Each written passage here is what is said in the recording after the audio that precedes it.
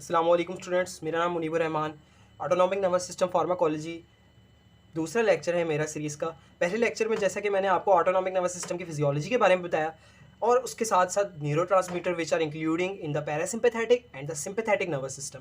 इसके बाद हम पढ़ते हैं कोलिनर्जिक सिस्टम के बारे में। कोलिनर्जिक सिस्टम क्या है, कोलिनर्जिक सिस्टम में कौन कौन सी ड्रग शामिल है, कोलिनर्जिक एगनिस्ट एंटागोनिस्ट क्या है और इनका सिग्नल ट्रांसडक्शन क्या है।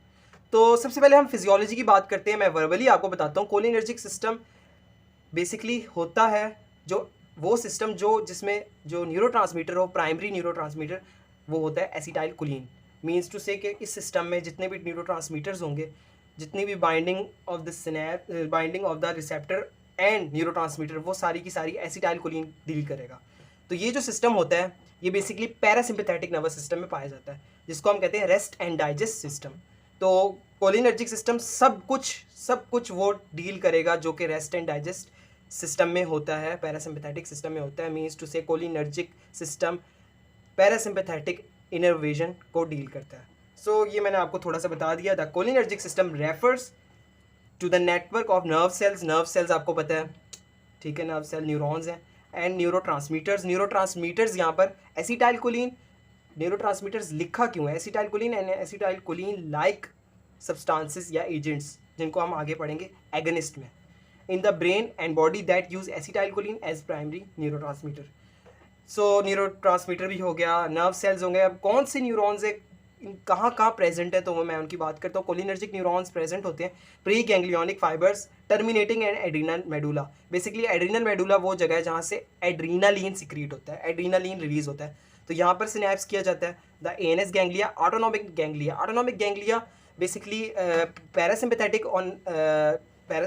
एंड सिम्पैथेटिक नर्वस सिस्टम जहाँ कलेक्टिवली इंटरवेट होते हैं, ठीक है, इनरवेट होते हैं, उसको हम ऑटोनॉमिक गैंग्लिया कहते हैं। ऑटोनॉमिक गैंग्लिया से आगे डिवीजन होती है, ठीक है। ऑटोनॉमिक गैंग्लिया को भी इन्फ्लुएंस करता है कोलिनर्जिक सिस्टम का neurotransmitter acetyl choline. Post ganglionic fibres of parasympathetic nervous system बता दिया एट न्यूरोमस्कुलर जंक्शन। बहुत इंपॉर्टेंट टॉपिक है, आपने आगे इसको अच्छे से समझना है और कोशिश करनी है कि जो नोट्स हैं इनको आप अच्छे से कर लें, तो आपकी तैयारी भी अच्छे से हो जाएगी। जो बुक मैं यूज़ कर रहा हूँ as a reference for making my lecture notes, वो है लिपनकॉर्ड, ठीक है, और आप कैटजेन भी यूज़ कर सकते हैं। प्रोडक्शन ऑफ एसिटाइल कोलिन की बात करता हूँ। प्रोडक्शन यहाँ वर्ड अगर मैं यूज़ करूँ ट्रांसमिशन ऑफ एसिटाइल कोलिन, तो वो ज़्यादा बेटर रहेगा, क्योंकि production along with the transmission of acetyl choline, ये पहला हमारा कोलिनर्जिक का स्टेप है, ठीक है। तो इसके अंदर फर्दर कुछ स्टेप्स हैं, वो मैं आपको डायग्राम के ज़रिए समझाता हूँ, फिर आपको उसकी थ्योरी पढ़ाकर समझाता हूँ, ठीक है, पढ़कर समझाता हूँ। सबसे पहले कोलिन एंड सोडियम, एक यहाँ पर ट्रांसपोर्टर होता है जो कोलिन को एक्टिवली सोडियम के साथ ट्रांसपोर्ट करता है इनटू द प्री सिनेप्टिक, इसको हम क्या कहेंगे, नर्व एंडिंग, ठीक है, या न्यूरॉन। तो यहाँ पर ये आएगा कोलिन, ठीक है, ये बेसिकली एक न्यूरॉन की नर्व एंडिंग है। कोलिन आ गया, सोडियम भी आ गया। अब सोडियम का काम नहीं है, सो कोलिन का काम है। यहाँ पर एक सब्सटेंस एसिटाइल को एंजाइम है, आपको पता है, Krebs cycle, glycolysis, glycogenolysis, H एम्पिशेंट, हर बायोकेमिस्ट्रिक रिएक्शन में एसिटाइल कोलिन एक मेजर रोल प्ले करता है, because it is the very important carbon compound, ठीक है। एसिटाइल को एंजाइम ए, ये एंजाइम तो नहीं है अभी, यहाँ पर एसिटाइल को ए है, ठीक है। ये कोलिन के साथ मिलेगा और यहाँ कोलिन के साथ जुड़ जाएगा। एंजाइम जो यूज़ होगा एक्टिवली, उसका नाम है कोलिन एसिटाइल ट्रांसफरेज, ठीक है, या एसिटाइल कोलिन ट्रांसफरेज भी आप इसको कह सकते हैं। एसिटाइल कोलिन ट्रांसफरेज जो है वो एसिटाइल कोलिन को बना देगा। मैं जहाँ ACH वर्ड यूज़ करूँगा आइंदा, तो उसका मतलब होगा एसिटाइल कोलिन। देखिए, हम नाम से ही जाहिर है, यहाँ पर एसिटाइल ग्रुप है और कोलिन का मॉलिक्यूल है, तो ACH बन गया एक वेजिकल के अंदर। वेजिकल का काम है उसको प्रोटेक्ट करना।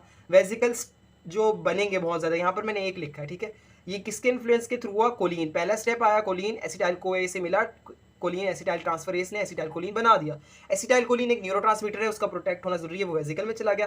कैल्शियम आयन का यहाँ पर बहुत रोल होगा। कैल्शियम आयन आएगा, इन्फ्लक्स होगा डीपोलराइजेशन से वेजिकल, दो प्रोटीन होगी, एक होगा हमारे पास सेनेप्टोब्रेमेन, सेनेप्टोटैगमिन, ये दो प्रोटीन के इन्फ्लुएंस से यहाँ पर मेम्ब्रेन के अंदर फ्यूज़ हो जाएगा। यहाँ पर फ्यूज़ हो गया, ये देखिए मैंने बताया, यहाँ पर हर मेम्ब्रेन को तो मैंने शो नहीं किया, लेकिन एक मेम्ब्रेन में फ्यूजन के बाद कुछ इस तरह का एसिटाइलकोलिन रिलीज होता है। एसिटाइलकोलिन सिनेप्टिक क्लेफ्ट में रिलीज होने के बाद अपने अपने टारगेटेड रिसेप्टर्स पे जाकर एक्ट करता है। टारगेटेड रिसेप्टर यहाँ पर बहुत से होंगे, आगे रिसेप्टर की टाइप्स हम पढ़ेंगे जो कि कोलिनर्जिक सिस्टम में इन्फ्लुएंस करते हैं। टारगेटेड रिसेप्टर यहाँ पर निकोटिनिक भी हो सकते हैं, मस्करेनिक भी हो सकते हैं। एसिटाइलकोलिन सिनेप्टिक क्लेफ्ट, इस स्पेस को हम कहते हैं synaptic cleft. Acetylcholine synaptic cleft में यहाँ पर प्रेजेंट होगा, लेकिन बहुत जल्दी डिग्रेड हो जाएगा। एसिटाइलकोलिन का जो डिग्रेडेशन रेट है वो बहुत तेज़ी से डिग्रेड होता है, हाफ लाइफ बहुत कम है, मिनट्स में है, ठीक है। एसिटाइलकोलिन फ़ौरन डिग्रेड हो जाता है एसिटाइलकोलिन एस्टरेज से, ठीक है, या कोलिन एस्टरेज भी आप कह सकते हैं। ब्रेक्स एसिटाइलकोलिन एसीटेट के अंदर एंड कोलिन के अंदर। एसीटेट आगे बायोकेमिस्ट्री के मेटाबॉलिज्म में यूज़ हो जाता है, एसीटेट आपको पता है सिट्रिक एसिड साइकिल में, लेकिन जो कोलिन है वो वापस जो है रिसाइकल हो जाता है। तो ये साइकिल चलता रहता है एक नर्व एंडिंग में कोलिनर्जिक सिस्टम की। तो यहाँ पर मैंने थ्योरी में लिखा हुआ है, choline enters actively with sodium which combines with acetyl coenzyme A converts into acetylcholine by an enzyme actively called choline acetyl transferase. बहुत इजी वर्डिंग है, ये डायग्राम अगर आप बुक देखेंगे तो बुक में आपको थोड़ा मुश्किल लगेगा, लेकिन यहाँ पर मैंने आपको अच्छे समझा दिया। रोल ऑफ कैल्शियम आयन, ऐसी आपने हेडिंग लिखनी है, ठीक है। An action potential travels down the axon, basically axon होता है nerve terminal of a neuron and reaches the presynaptic terminal. ये रीच यहाँ पर प्री सिनेप्टिक टर्मिनल पे रीच होगा। कैल्शियम आया, अब आ गया है तो उसने करना क्या है वो मैं आपको आगे बताता हूँ। The arrival of action potential causes depolarisation, calcium की वजह से डिपोलराइजेशन हुई। This will opens voltage gated calcium channels and influx of calcium occur. This will increase intracellular concentration of synaptotagmin, ठीक है। synaptotagmin स्नैप से निकला है, टैगमिन टैग करता है, ठीक है, टैग से निकला है synaptotagmin. This will facilitate the fusion of vesicle, जिन वेसिकल को टैग किया गया उसकी फ्यूजन भी ज़रूरी है। तो फ्यूजन के लिए जो एक्टिवेटेड प्रोटीन है उसका नाम है सिनेप्टोब्रेमिन, ठीक है। ये दो प्रोटीन है, ये नाम MCQs में आ जाते हैं। This will cause exocytosis of acetylcholine. ये स्टेप्स हैं, सबसे पहले synthesis of acetylcholine, Uptake into storage vesicle, vesicle store हो गए, ठीक है। कैल्शियम आया, रिलीज ऑफ न्यूरोट्रांसमीटर हुआ, बाइंडिंग रिसेप्टर के साथ बाइंडिंग हुई, डिग्रेडेशन ऑफ एसिटाइलकोलिन हुआ और दोबारा से रिसाइकलिंग हो गई। तो स्ट्रक्चर ऑफ एसिटाइलकोलिन की बात करूँ, एसिटाइलकोलिन एक अमाइन है, ठीक है, अमाइन है, ये टर्शरी अमाइन है, ये क्वाटर्नरी अमाइन है। ये आपने मुझे MCQ एक या आपने कमेंट सेक्शन में बताना है, ठीक है। तो आगे बताना भी, टर्शरी अमाइन है तो वो क्या क्या कर सकता है, और क्वाटर्नरी अमाइन है अगर तो वो क्या क्या कर सकता है, ठीक है। तो ये एसिटाइलकोलिन का स्ट्रक्चर यहाँ मैंने लिख दिया है, ठीक है। ये एसिटाइल ग्रुप है, यहाँ पर ये कार्बन चेन है और यहाँ पर अमाइन ग्रुप है, अमाइड। कोलिनर्जिक रिसेप्टर्स, अब कुछ रिसेप्टर्स भी होते हैं सिस्टम के अंदर, एड्रिनर्जिक को, कोलिनर्जिक को, सिस्टम के अंदर रिसेप्टर्स का होना लाजमी है जहाँ पर एसिटाइलकोलिन ने बाइंड करना है। Receptor which can only bind with acetylcholine and it's analogues, analogues के आगे ड्रग्स आएंगे जिसको हम एनालॉग्स को बेसिकली हम कहते हैं agonist, called as cholinoreceptors. These receptors innervate peripheral nervous system, peripheral nervous system के अंदर autonomic nervous system, specifically PNS जिसको हम कहेंगे parasympathetic nervous system, rest and digest action. दो टाइप है रिसेप्टर की, मस्करेनिक एंड निकोटिनिक। अगर आपने रिसेप्टर्स के लेक्चर लिए मेरे इनिशियल फार्माकोलॉजी तो आपको पता होगा जी प्रोटीन कपल्ड रिसेप्टर जिसको हम कहते हैं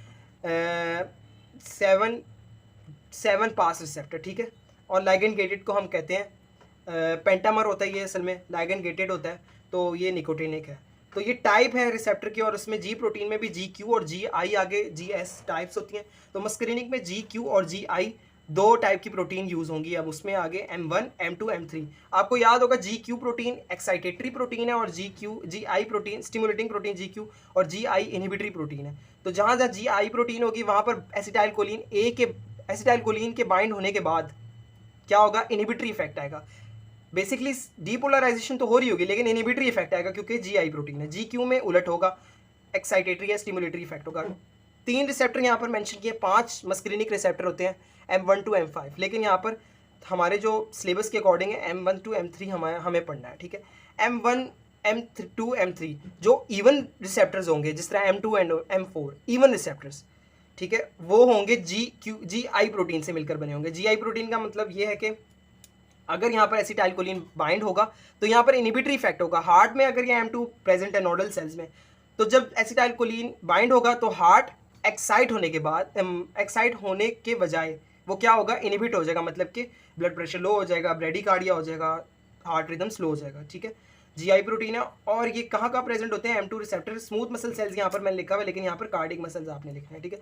cardiac muscle, nodal cells of heart. M1 और M3 जो जो ऑड होंगे रिसेप्टर्स, M1 और M3 याद करने का तरीका है, वो यूज़ करेंगे GQ प्रोटीन। मतलब कि यहाँ पर एसिटाइल को कह रहा हूँ, acetyl choline, sorry acetyl choline जब आएगा तो यहाँ पर स्टिमुलेटरी इफेक्ट शो होगा। मीन्स M1 M3 स्टिमुलेट करेंगे पाइटल सेल्स ऑफ स्टमक को, और प्रोटॉन जो प्रोटॉन पंप हैं वो एक्साइट हो जाएंगे। तो उनकी वजह से क्या होगा, यहाँ पर हमें सिक्रीशन मिलेगी और डाइजेशन का रेट ज़्यादा हो जाएगा। M3 है वो ब्लेडर में, smooth muscle cells, exocrine glands and eyes में। तो यहाँ पर M3 के सारे फंक्शंस आपको मिलेंगे, जिस तरह ब्लेडर की कॉन्ट्रैक्शन, यूरिनेशन हो जाएगी, स्मूथ मसल सेल्स की कंट्रैक्शन। एक बात आपने याद रखनी, जो डायलेशन है ना ऑफ वेजल्स, वो पैरासिम्पैथेटिक नर्वस सिस्टम में होती है, ठीक है। भले कि वो GQ प्रोटीन को यूज़ कर रहा है, लेकिन डायलेशन होगी क्योंकि बिकॉज ऑफ नाइट्रस ऑक्साइड की सिक्रीशन। तो डायलेशन ऑफ या vasodilation because of the secretion of nitrous oxide secrete होगा। तो ये भी आपने बात याद रखनी। निकोटिनिक लाइगेंड गेटेड है, ठीक है। लाइगेंड गेटेड में क्या होता है कि जैसी बाइंड होगा एसिटाइलकोलिन, सोडियम का इन्फ्लक्स हो जाएगा, जिसकी वजह से डीपोलराइजेशन हो जाएगी। NM मतलब कि जो न्यूरोमस्कुलर जंक्शन होंगे वहाँ जो प्रेजेंट होंगे उनकी डीपोलराइजेशन, मसल कॉन्ट्रैक्शन होगी, और NN जो CNS में या ऑटोनॉमिक गैंग्लिया में प्रेजेंट होंगे। तो ये था थोड़ा सा ओवरव्यू कोलिनर्जिक सिस्टम का। आगे सिग्नल ट्रांसडक्शन पाथवे इनका पढ़ेंगे। सो सिग्नल ट्रांसडक्शन मैप की बात करता हूँ कोलिनर्जिक रिसेप्टर में। देखें, आपको जिस तरह पता है लाइगेंड गेटेड हो या मस्कर या जी प्रोटीन हो, उनका कोई ना कोई सिग्नल ट्रांसडक्शन पाथवे होता है। ये पास्ट पेपर में PU के सवाल आया हुआ है।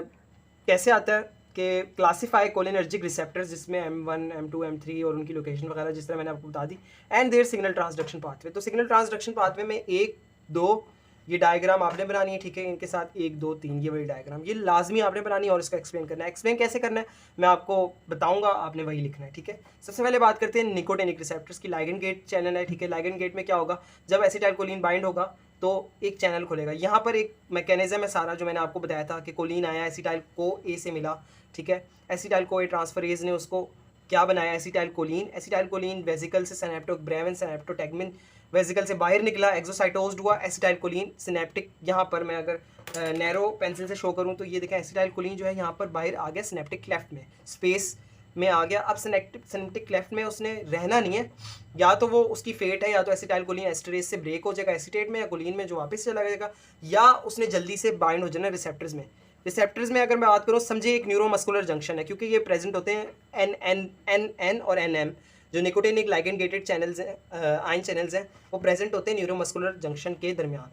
तो ये एक न्यूरोमस्कुलर जंक्शन है, एसिटाइलकोलिन आया, ये पॉकेट्स आप देख रहे हैं, ये छोटी छोटी पॉकेट्स, ये हैं बाइंडिंग साइट ऑफ एसिटाइलकोलिन। यहाँ पर एसिटाइलकोलिन बाइंड हुआ, जो गेट है वो खुला, चारों के गेट खुले, सोडियम का इन्फ्लक्स हुआ। ये निकोटिनिक रिसेप्टर्स हैं। निकोटिनिक रिसेप्टर्स इनको क्यों कहा जाता है, क्योंकि इनके जो एफिनिटी है निकोटीन, जो कि कंपाउंड है नेचुरली अकरिंग, उसके साथ बहुत ज़्यादा होती है।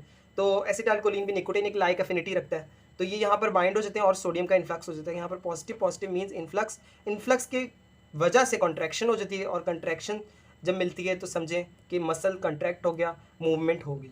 तो ये जो प्रेजेंट होते हैं, ये सिग्नल ट्रांसडक्शन जो पूरा पाथवे है, ये था निकोटिनिक रिसेप्टर्स का। Nicotinic receptors NN-NM neuromuscular junction में और ब्रेन के अंदर जो गैंग्लिया है वहाँ पर भी, ठीक है, ये प्रेजेंट होते हैं। तो दूसरी तरफ अगर मैं मस्करेनिक की बात करूँ तो वो जी प्रोटीन जो रिसेप्टर्स होते हैं उनसे मिलकर बने होते हैं, ठीक है, मस्करेनिक रिसेप्टर। और 2 टाइप की प्रोटीन होती हैं, या तो GI होगी, ठीक है, ये GI है, या तो GQ होगी, ठीक है। GI है वो इनहिबिटरी होगी, ठीक है। इनहिबिटरी यहाँ पर मैं बड़ा सा लिख देता हूँ, ठीक है, इनहिबिटरी फंक्शन है इसका, और यहाँ पर स्टिमुलेटरी फंक्शन है। तो आपने कंफ्यूज नहीं हो रहा बाइंडिंग की वजह से डीपोलराइजेशन क्यों नहीं हो रही, डीपोलराइजेशन कह रहा हूँ, कंट्रैक्शन क्यों नहीं हो रही, क्योंकि ये इनहिबिटरी प्रोटीन है। ऐसी ही जिस तरह मैंने वहाँ बताया, यहाँ पर भी एसिटाइलकोलिन प्रोड्यूस हुआ, वेसिकल से बाहर आया, एक्सोसाइटोज्ड हुआ। एक्सोसाइटोज्ड होने के बाद यहाँ पर अगर बात करूँ तो 7 पास रिसेप्टर पे जाकर बाइंड हुआ। यहाँ पर क्या होता है, GTP में कन्वर्ट होता है, ठीक है। यहाँ पर GI प्रोटीन है। GI प्रोटीन क्या काम करती है कि एडिनिल सिक्लेस को इनहिबिट कर देती है। GTP स्टिमुलेट करने के बजाय इनहिबिट कर देगा। एडिनिल सिक्लेस जो है ये एक एंजाइम होता है जो कि मेम्ब्रेन पे प्रेजेंट होता है। ये एंजाइम सिस्टम होता है जो कि ATP को साइक्लिक AMP में कन्वर्ट करता है, ठीक है। साइक्लिक AMP को ATP में कन्वर्ट करता है। साइक्लिक AMP को जब ATP में भी कन्वर्ट करेगा तो यहाँ पर कंट्रैक्शन होगी, लेकिन यहाँ पर साइक्लिक एएमपी में जो है वो एटीपी कन्वर्ट हो रहा होगा, क्योंकि यहाँ पर उलट हो रहा है सब कुछ काम। जब साइक्लिक एएमपी का लेवल ज़्यादा होता है, एटीपी का कम होता है, याद रखनी है, एटीपी का level is less than cyclic AMP. तो यहाँ पर जो प्रोटीन काइनेज ए है, ठीक है, प्रोटीन काइनेज ए, या जिसको हम कहते हैं फॉस्फोराइलेट जिस जो करती हैं प्रोटीन्स, ठीक है, तो वो फॉस्फोरिलेशन नहीं होगी यहाँ पर चैनल्स की। जब चैनल्स फॉस्फोराइलेट नहीं होंगे तो यहाँ पर ये मैंने इनहिबिट लिखा हुआ है, तो यहाँ पर चैनल्स खुलेंगे भी नहीं, और जब खुलेंगे नहीं तो यहाँ पर डिपोलराइजेशन नहीं होंगी, जिसकी वजह से M2 and 4 इनहिबिटरी रिसेप्टर्स हैं, नोडल सेल्स ऑफ हार्ट पे प्रेजेंट होते हैं, स्लोज हार्ट रेट। इसके जो अपोजिट है वो है GQ प्रोटीन। GS प्रोटीन में यहाँ पर एडिनिल सिक्लेज होता है जो कि एक्साइड होता है, लेकिन GQ प्रोटीन में यहाँ पर फॉस्फोलाइपेज C एंजाइम सिस्टम होता है। GTP में कन्वर्ट हुआ बाइंडिंग के बाद, GQ प्रोटीन है तो यहाँ पर एक्साइट होगा, स्टिमुलेट होगा। फॉस्फोलाइपेज C एक ऐसा एंजाइम है जो अपने ही मेम्ब्रेन पे जाकर डिग्रेडेशन शुरू कर देता है, और डिग्रेडेशन के बाद एक मॉलिक्यूल बनाता है PIP2, फॉस्फो इन ऑसिटोल डाइफॉस्फेट, ठीक है।